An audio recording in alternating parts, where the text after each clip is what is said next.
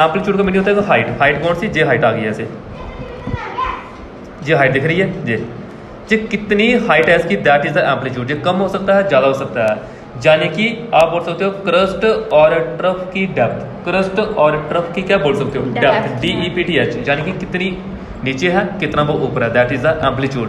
Amplitude को हम अलग वे से ऐसे बोल सकते हैं कि एक बॉडी अगर ऑसिलेट कर रही है, जैसे आप झूले में बैठा कर रखा हुआ है, ठीक है, जहां से आपको धक्का दिया, आप कितनी दूर के, दैट इज द एम्पलीट्यूड। आप कितनी पीछे है, दैट इज द एम्पलीट्यूड। ये होगा एम्पलीट्यूड। लिखा है amplitude of a wave is defined as the height of the crest या ट्रफ। क्रस्ट या ट्रफ, क्रस्ट से पहले यहाँ पे CREST होता है, क्रस्ट।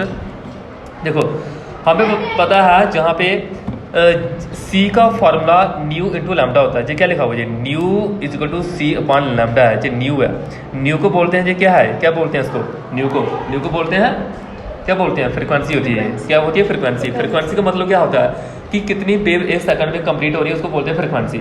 एक सेकंड में कितनी वेव कंप्लीट हो रही है, उनको क्या बोलते हैं, फ्रिक्वेंसी। क्या बोला मैंने, किस बोलते हैं, वेव में जितनी, एक वेव नहीं, सुनो मैं जो बोल रहा हूँ, ध्यान दो, मैं मेरे वर्ड को सुनो क्या बोल रहा हूँ।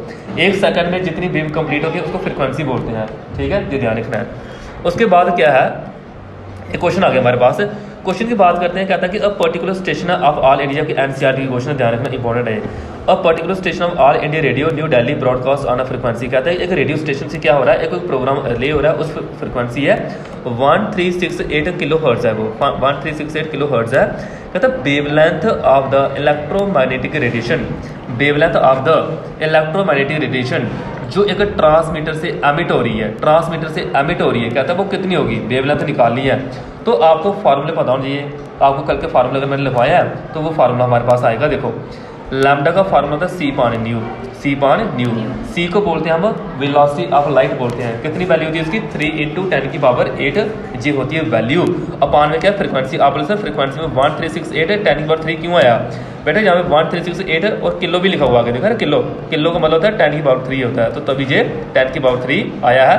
डिवाइड किया है 3 को 1368 के साथ डिवाइड करो, जो आएगा दैट इज द आंसर होगा हमारे पास। वो क्या होगा आंसर, जरा सेट 1368 क्या आया,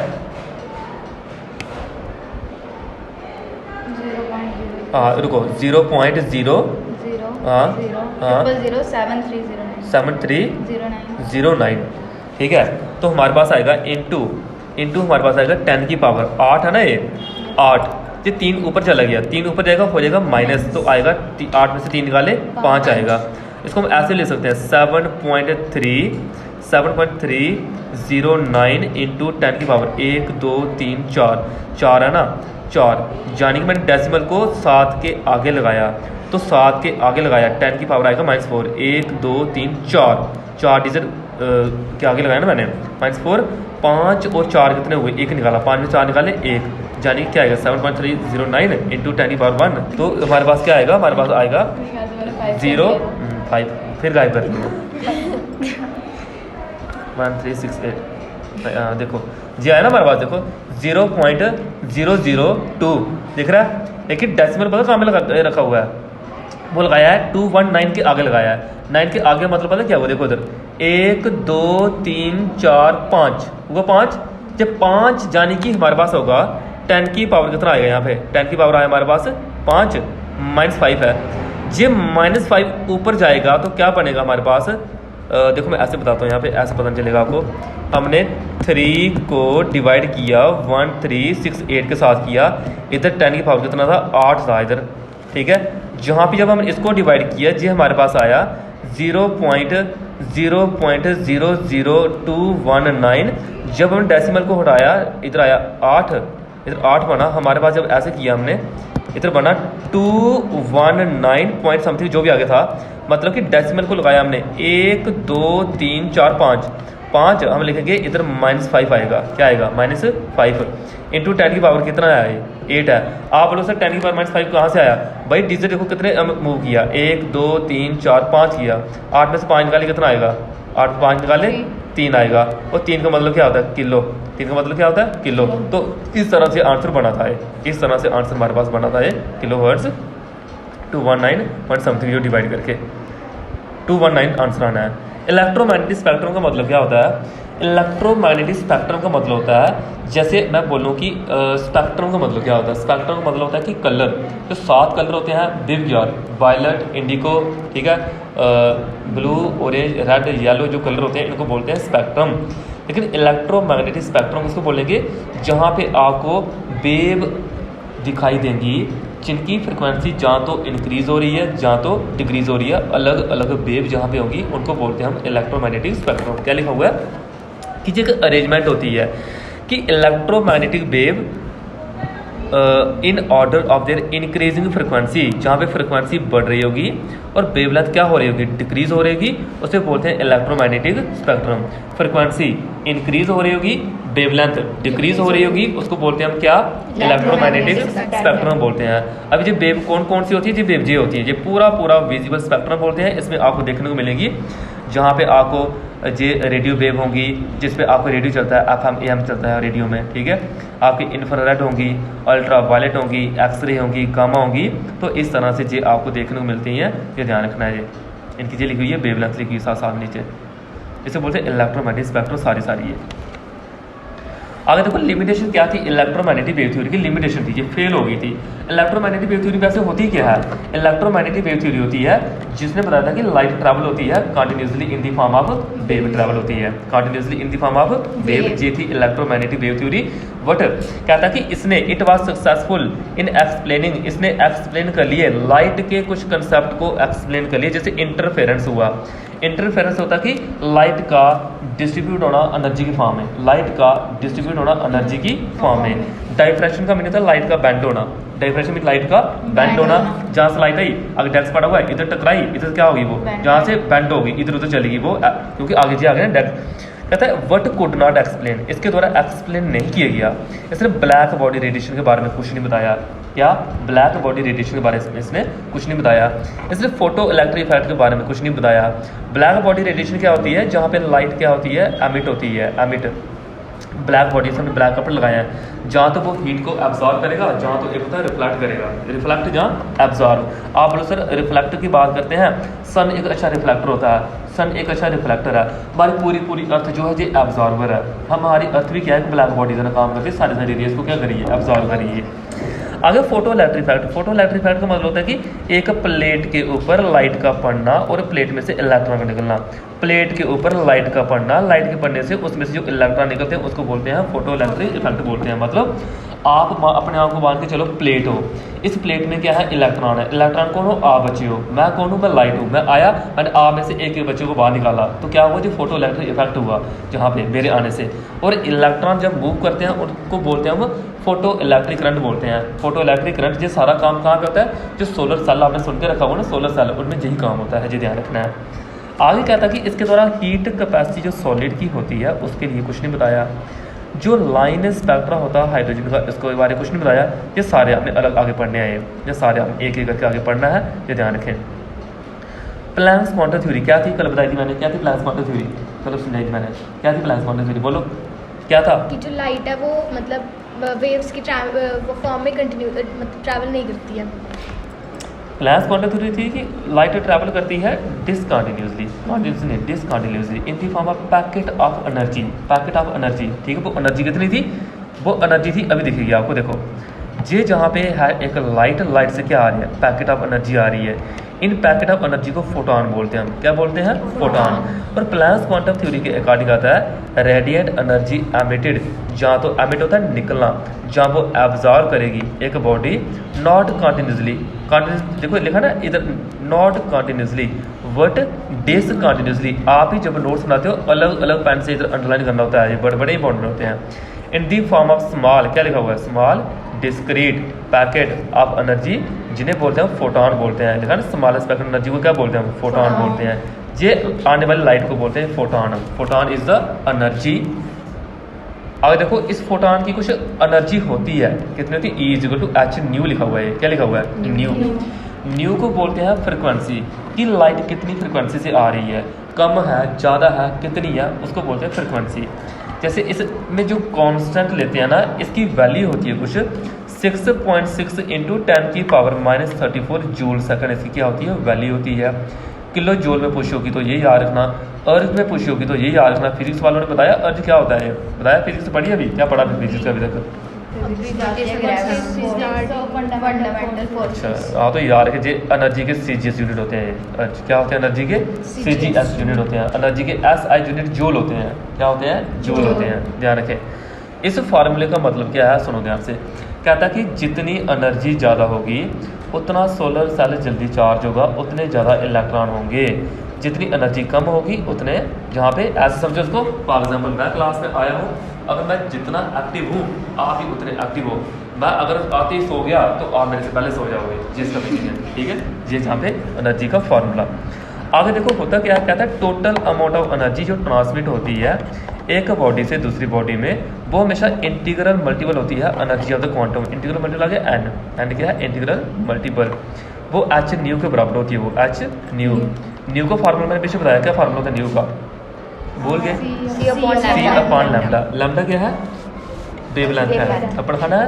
और सी क्या है? वेलोसिटी है लाइट की, ये ध्यान रखना। एच क्या है? एच क्या है? नहीं पता है। ये सुन रहे हो लेक्चर? आपको फैन लगा हुआ, नींद लग रही है लगता है। एच है प्लैंक्स कांस्टेंट। क्या है? Planck's constant. कितनी वैल्यू पीछे बताई मैंने, आएगी नहीं, इतना पता है। 6.26 into 10 की पावर -7 34 जूल सेकंड।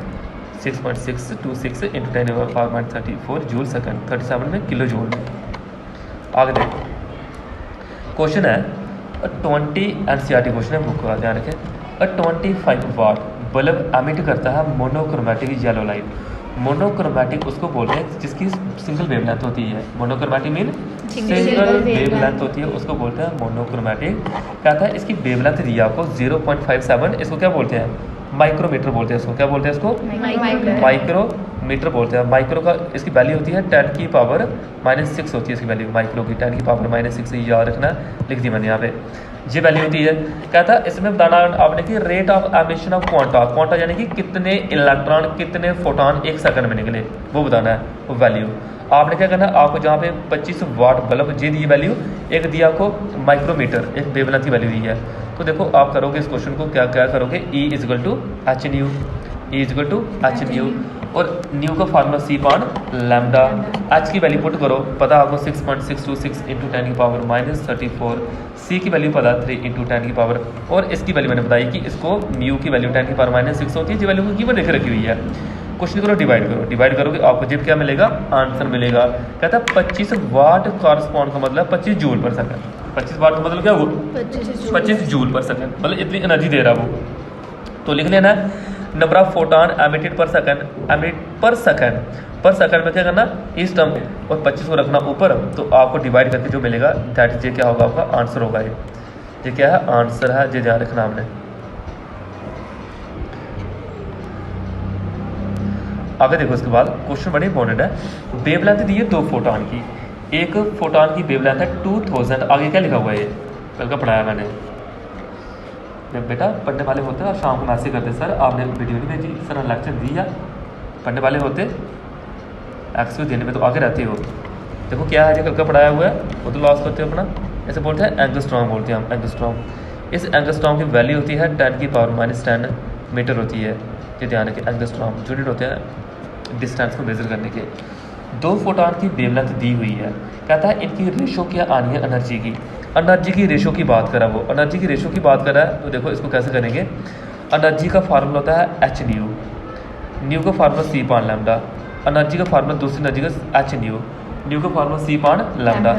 एक लैम्डा 1 ले लिया, एक लैम्डा 2 ले लिया, दोनों को हमने डिवाइड किया। डिवाइड करने में एच सी हो गए कैंसिल। लैम्डा 2 पान क्या आ गया? लैम्डा 1। एक 4000 दिया, एक 2000 दिया है, तो 30 क्या हुए? कैंसिल। 2 2 क्या आ गया? 4 आ गया। 2 2 4। इजी क्वेश्चन है, करना है। आगे देखो क्वेश्चन क्या है, फोटो इलेक्ट्रिक इफेक्ट क्वेश्चन है। क्या होता है photo electric effect? Photo electric effect मैंने बताया आपको कि एक प्लेट के ऊपर जब लाइट पड़ती है, प्लेट के ऊपर लाइट का पड़ना और इस प्लेट में से इलेक्ट्रॉन का निकलना, प्लेट के ऊपर लाइट का पड़ना, जहाँ से इलेक्ट्रॉन निकलना, इनके निकलने पे जो करंट डेवलप होती है उसको बोलते हैं फोटो इलेक्ट्रिक करंट बोलते हैं। क्या बोलते हैं? Photo electric current. क्या बोला मैंने? एक प्लेट के ऊपर लाइट का बढ़ना और उसमें से इलेक्ट्रॉन निकलना, इलेक्ट्रॉन का निकलना। इलेक्ट्रॉन के निकलने को बोलते हैं इजेक्शन। क्या बोलते हैं? इजेक्टेड। ये लिखा हुआ है, इजेक्टेड बोलते हैं।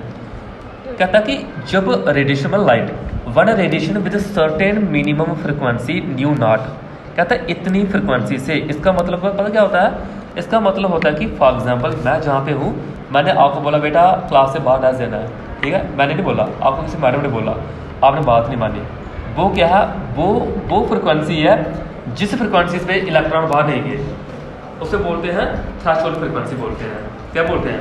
पेपर आया था क्वेश्चन में, जो क्वेश्चन आया था पेपर में कि थ्रेशोल्ड फ्रिक्वेंसी होती क्या है, तो जब वो फ्रिक्वेंसी होती है जिस फ्रिक्वेंसी पे इलेक्ट्रॉन एमिट नहीं होते हैं उसको बोलते हैं थ्रेशोल्ड फ्रिक्वेंसी बोलते हैं। लेकिन मैडम चली गई बाहर, उसके बाद आ गया मैं मेरी जो फ्रिक्वेंसी है वो थ्रेशोल्ड फ्रिक्वेंसी से क्या है, ज़्यादा। मैंने बोला बेटा बाहर चलो, तो आपने एक ही बार सुना और बाहर चले गई, आप डांस देना स्टार्ट कर दिया। इसका मतलब होता है कि इस फ्रिक्वेंसी से ज़्यादा फ्रिक्वेंसी जब मिली आपको तो आप क्या हुए, बाहर चले गए। बाहर जाने को क्या बोलते हैं, इजेक्ट। जी मैं आया, जी आप थे, जी बाहर चले गए आप। तो कहता है कि इस पूरे फिनोमेनन को क्या बोलते हैं, फोटो इलेक्ट्रिक इफेक्ट बोलते हैं। क्या बोलते हैं, फोटो इलेक्ट्रिक इफेक्ट बोलते हैं। चलो पता क्या था, यस सर। क्या होती है थ्रेशोल्ड फ्रिक्वेंसी, जिस फ्रिक्वेंसी से इलेक्ट्रॉन्स एमिट नहीं होते हैं, उससे फ्रिक्वेंसी कम चाहिए ज़्यादा चाहिए, मतलब इलेक्ट्रॉन एमिट होने के लिए ज़्यादा चाहिए, ज़्यादा चाहिए। देखें ये हमारे पास है डायग्राम, मैंने कल भी ड्रा की थी ऐसे। ये आ गया एक फोटो इलेक्ट्रिक इफेक्ट का। अमीटर का काम होता है करंट को मेजर करना, अमीटर का काम होता है करंट को मेजर करना। अभी कहता है कि अगर फ्रिक्वेंसी जो इंसिडेंटल का मतलब होता है पड़ रही है, वो इंसिडेंट लाइट की frequency more than the threshold frequency, कहता कि अगर जहाँ पे अभी इसका पता क्या कहता कि अगर इंसिडेंट फ्रिक्वेंसी ज़्यादा होगी थ्रेशोल्ड फ्रिक्वेंसी से, उस टाइम क्या होगा, वो काइनेटिक एनर्जी में चली जाएगी। मतलब क्या है इसका, मैं आया, पहले मैडम थी, फिर मैं आया, मैंने बोला आपको बाहर चलो। देखो कुछ बच्चे तो बाहर चले गए बट कुछ नहीं गए, जा रहे हैं अभी भी। मैंने डंडा लाया बाहर से, बताओ वो बच्चे धीरे धीरे बाहर निकलेंगे, दौड़ लगा के बाहर निकलेंगे, दौड़ लगा के जब बाहर निकलेंगे हम उसको क्या बोलेंगे, काइनेटिक एनर्जी में कन्वर्ट हो गया। काइनेटिक एनर्जी होता है मोशन, काइनेटिक एनर्जी में नहीं क्या हुआ, मोशन। उन बच्चों में मोशन आ गया, बच्चे भागे दौड़ लगा के, तो काइनेटिक एनर्जी किसके इक्वल होगी, H new minus new not. ये फ्रिक्वेंसी वो डंडे लगाने वाली है, और ये वो है जिस फ्रिक्वेंसी वो बात मान रहे थे। कुछ अच्छे बच्चे बाहर चले गए, तो दोनों के बीच क्या आ गया डिफरेंस। तो हमने क्या किया, हमने एच न्यू को जहाँ पे रखा, इसको मैंने उठा के जहाँ पे ले लिया, एच न्यू नॉट हो गया प्लस 1/2 एम बी स्क्वायर। जो काइनेटिक एनर्जी का फॉर्मूला होता है 1/2 एम बी स्क्वायर। ई का मतलब इलेक्ट्रॉन, जो ई लगा ना, ई का मतलब क्या है, इलेक्ट्रॉन का मास। कितना होता है इलेक्ट्रॉन का मास, कल का पढ़ाया मैंने, परसों को पढ़ाया, कल भी लिखाया, कितना होता है 9.1 × 10 की पावर -31 kg। 9.1 × 10 की पावर -31 kg। ये होता है इलेक्ट्रॉन का मास, ध्यान रखना है। तो ये और वर्क फंक्शन का मतलब क्या होता है, बच्चों को निकालने के लिए जो मैंने एनर्जी लगाई उसको वर्क फंक्शन बोलते हैं। कोई फंक्शन किया मैंने, वर्क किया, उसको बोलते हैं वर्क फंक्शन। क्या होता है वर्क फंक्शन, बच्चों को निकालने इलेक्ट्रॉन को निकालने के लिए, जैसे बोलो ऐसे इलेक्ट्रॉन को निकालने के लिए जो एनर्जी लगेगी उसे मैं बड़ी मैम के साथ बोल तो बोले बड़ी मैम को उठाने की जरूरत आगे है greater is the frequency of the incident light. जितनी ज़्यादा फ्रिक्वेंसी होगी उतनी एनर्जी बच्चों की भागने की ज़्यादा होगी, यानी कि इलेक्ट्रॉन एनर्जी क्या होगी, ज़्यादा होगी। ठीक है, ये जहाँ पे लिखा हुआ है, इधर ये लिखा हुआ है। ये ग्राफ है, ग्राफ का मतलब है कि maximum energy of the electron frequency. जहाँ पे क्या है, जैसे जैसे मैंने बच्चों को बोला वैसे बच्चों ने मेरी बात मानना स्टार्ट की। ठीक है, इंक्रीज का मतलब होता है कि जहाँ पे वो इलेक्ट्रॉन एमिट हो रहे हैं, जिसका मीनिंग है। जी ध्यान रखना, ग्राफ आगे बताता हूँ फिर क्या मीनिंग इसका। कहता है फ्रिक्वेंसी ऑफ लाइट जो इंसिडेंट हो रही है एक मेटालिक प्लेट के ऊपर, फ्रिक्वेंसी ऑफ लाइट जो इंसिडेंट हो रही है एक प्लेट के ऊपर, डबल है, वो डबल फ्रिक्वेंसी है। कहता है काइनेटिक एनर्जी जो फोटो इलेक्ट्रॉन एमिट हो रहे हैं वो डबल होंगे, आधे होंगे। क्या बोल सकते हो, अगर मैं बच्चों को चला के डंडा लेकर पीछे लगाऊँ तो ये कह रहा है बच्चों की स्पीड ज़्यादा होगी कम होगी, ज़्यादा होगी। ठीक है, डबल नहीं, मोर दैन द डबल। ठीक है, डंडे लेके पीछे लगे बच्चे थोड़ी रुकेंगे, ठीक है, ध्यान रखना आपने। तो फार्मूला लगाना आपने वही, फार्मूला लगाना आपने वही कौन सा, H nu is equal to nu है, ये बोल रहा हूँ मैं, रिकॉर्ड हो रही वीडियो, न्यू। ठीक है, बी नहीं लिख देना, H nu is equal H nu not plus क्या है काइनेटिक एनर्जी, एक केस। दूसरा केस क्या है, ये कहता है डबल, डबल होकर क्या लगाया मैंने, टू, डबल फ्रिक्वेंसी है। टू का मतलब क्या है, डबल फ्रिक्वेंसी है। तो कहता है दोनों को डिवाइड किया, दोनों डिवाइड किया, जो मिलता था वो मिल गया हमें। ठीक है, ke2 जो भी है हमारे पास आएगा 2ke1 के इक्वल, और जहाँ पे डिवाइडिंग इक्वेशन 1 और 2, एच न्यू नॉट क्या हुए, कैंसिल, जी और जी क्या हुआ, कैंसिल, बचा कौन से, 2 बचे यहाँ पे। तो 2 टाइम जो हमारे पास आएगी काइनेटिक एनर्जी 1 की। इसको डिवाइड करना आता है क्या, ठीक है, डिवाइड कर लेना, जा करके बताऊँ। ऐसे हुआ के ई, ऐसे कर लेते हैं 2H न्यू 1 ये है H new 1 H new not plus KE1 इधर upon H new not KE2। यहाँ पे कहता है डिवाइड पे हमारे पास क्या आएगा, हमारे पास जे वैल्यू तो समझ लो सब्ट्रैक्ट करके कटी हुई, यानी जे भी क्या होगी कैंसल। एट 2 इधर हमारे पास KE1 अपॉन KE2 नहीं, ऊपर हमारे पास 2 है, नीचे 1 है। KE2 आएगा 2 इंटू KE1। कॉपी दिखाओ नहीं, ठीक है, जो मैंने जहाँ कॉपी बताया ना इसको कॉपी से कर लेना है, चलेगा पता जी। आगे है Bohr atomic model. Bohr model क्या कहता था, रदरफोर्ड मॉडल मैंने पढ़ाया। बोहर मॉडल की बात करते हैं। नील बोहर ने जो मॉडल दिया, कब दिया, 1913 में दिया। बोहर मॉडल जो था ये सिर्फ लगता था उनके लिए जिनमें एक ही इलेक्ट्रॉन होता है, उनके लिए जिनमें एक ही इलेक्ट्रॉन, लिखा सिंगल इलेक्ट्रॉन, ये याद रखें। बोहर मॉडल ये डिपेंड करता था जो इलेक्ट्रॉन का पार्टिकल नेचर था ना उनके ऊपर डिपेंड करता था। इलेक्ट्रॉन का पार्टिकल नेचर कहाँ बताया गया, इलेक्ट्रोमैग्नेटिक में, प्लैंक्स क्वांटम थ्योरी में। पार्टिकल नेचर इलेक्ट्रॉन का कहाँ पे बताया गया, इलेक्ट्रोमैग्नेटिक वेव थ्योरी में कि प्लैंक्स क्वांटम थ्योरी में। प्लैंक्स क्वांटम थ्योरी में बताया गया वो, प्लैंक्स में। वेव में तो बताया था कि वेव में फॉर्म चलता वो, बट उधर क्या था, पार्टिकल नेचर था प्लैंक्स क्वांटम थ्योरी में। तो बोहर एटॉमिक मॉडल के कुछ पॉइंट है, क्या कहते हैं, एक एटम है, इसके अंदर क्या होता है, इसके अंदर होता है न्यूक्लियस होता है, ये कौन है, इलेक्ट्रॉन है, ये इसे बोलते हैं ऑर्बिट बोलते हैं, क्या बोलते हैं, ऑर्बिट बोलते हैं। और कहता है कि जो इलेक्ट्रॉन और न्यूक्लियस आपस में अट्रैक्ट करते हैं, क्या करते हैं, अट्रैक्ट करते हैं, एक फोर्स से अट्रैक्ट करते हैं, उस फोर्स को बोलते हैं इलेक्ट्रोस्टैटिक फोर्स बोलते हैं। क्या बोलते हैं, इलेक्ट्रोस्टैटिक फोर्स। कहते हैं attraction toward the nucleus equal होती है सेंट्रीफ्यूगल फोर्स। सेंट्रीफ्यूगल फोर्स कल बताई मैंने, इस तरह से जो रिवॉल्व हो रहे हैं।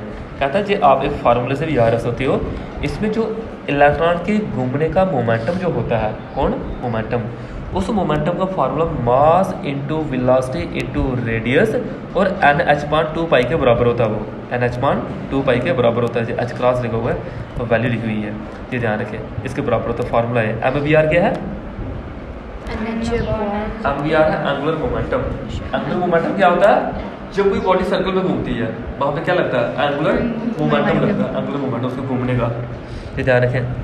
बाकी एंगुलर मोमेंटम की वैल्यू जे भी हो सकती है, जे भी हो सकती है, 1 2 3 4 5 ऐसे लिखी हुई है, but can not have, but fraction में नहीं हो सकती है, ठीक है, 0 पॉइंट में नहीं हो सकती है। आगे ध्यान रखें, इसमें क्या लिखा हुआ है, स्टेशनरी ऑर्बिट वो होते हैं जब इलेक्ट्रॉन एक फिक्स ऑर्बिट में घूमते हैं, और जहाँ पे अलग अलग लेवल में इलेक्ट्रॉन घूम रहे हो उनको बोलते हैं एनर्जी लेवल, और शेल बोलते हैं उनको, K shell, L shell, M shell, N shell. जी शेल दिख रहे हैं, देख लो, टेंथ में आप पढ़ा कर रखे होंगे, इसलिए शेल बोलते हैं इनको। इस शेल में इलेक्ट्रॉन घूमते रहते हैं। पूरा है क्या है, एटम है, प्लस क्या है, न्यूक्लियस है। ये कहता है जब कभी इलेक्ट्रॉन ऊपर से नीचे जंप करते हैं उस टाइम उनकी एनर्जी इतनी आती है, हायर लेवल से लोअर लेवल। कहते जब इलेक्ट्रॉन क्या करते हैं, jump from inner to outer, नीचे से ऊपर जब जाते हैं एनर्जी को एमिट करते हैं, 2 सेकंड, नीचे से ऊपर जाते हैं एनर्जी को एब्जॉर्व करते हैं, बट ऊपर से नीचे आते हैं तो क्या करते हैं, एनर्जी को एमिट करते हैं। नीचे से ऊपर जाने में क्या करते हैं, एब्जॉर्व, ऊपर से नीचे आने में क्या करते हैं, एमिट। ये पॉइंट भी याद रखें, इंपॉर्टेंट है।